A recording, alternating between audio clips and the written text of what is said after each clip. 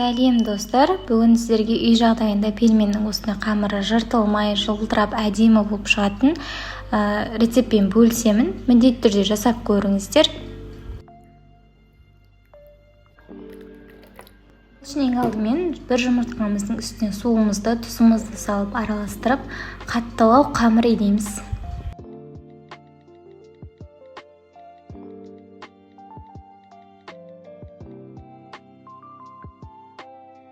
Қамырымыз қатты болады баста, сосын тыңғаннан кейін күшті болып жұмсарады. 2-3 қайтара илеп отырамыз. Салмамызды, яғни фаршымызды дайындаймыз. Оның ішіне мен 1 қасық тұзбен жарты чай қасықтай қара бұрыш салдым. Жақсылап көбірек илеп, қасықпен араластырып, немесе қолмен араластырып илей береміз. Барлық фарш бір-бірінен ажырамай бірігіп илену керек.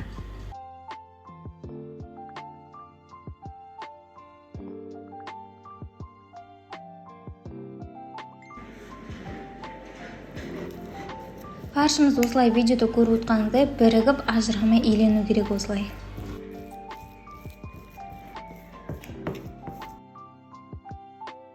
Енді қамырымызды жып-жыққа қылып видеодағыдай жайып аламыз.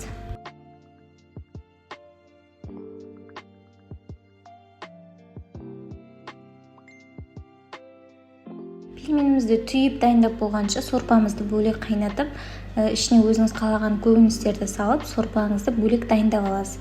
Немесе осы пельменді жареный қылып, жаңағыдай сырмен неше түрлі қылып дайындасаңыздар болады.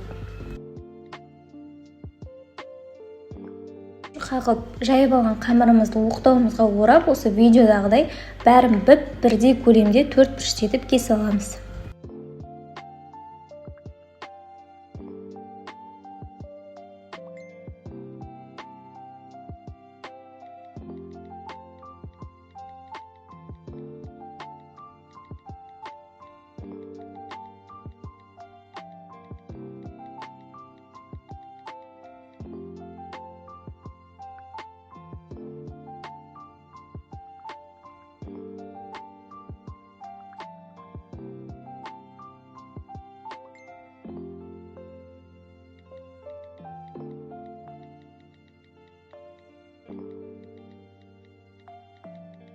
Енді 1 қасықтан көз мөлшерімен өлшеп отырып, фаршымызды салып, видеодағыдай түйеміз.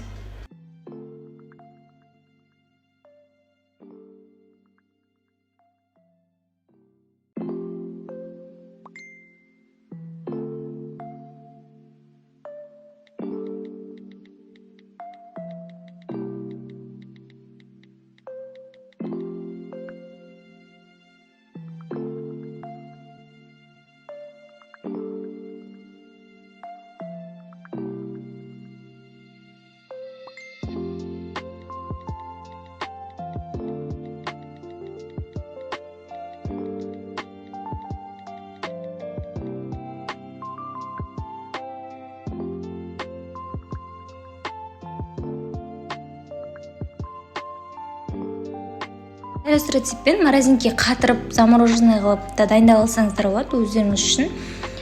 Мінекей осылай дайын сорпаңыздың үстіне салып, бір 15 минуттай қайнатып, 15-20 минуттай қайнатып, пісіріп аласыздар. Біздің пельмендеріміз суға салғанда езіліп, жыртылып, фаршы бөлініп, сондай болмайды, өте күшті болып шығады. Міндетті түрде осы рецептпен жасап көріңіздер.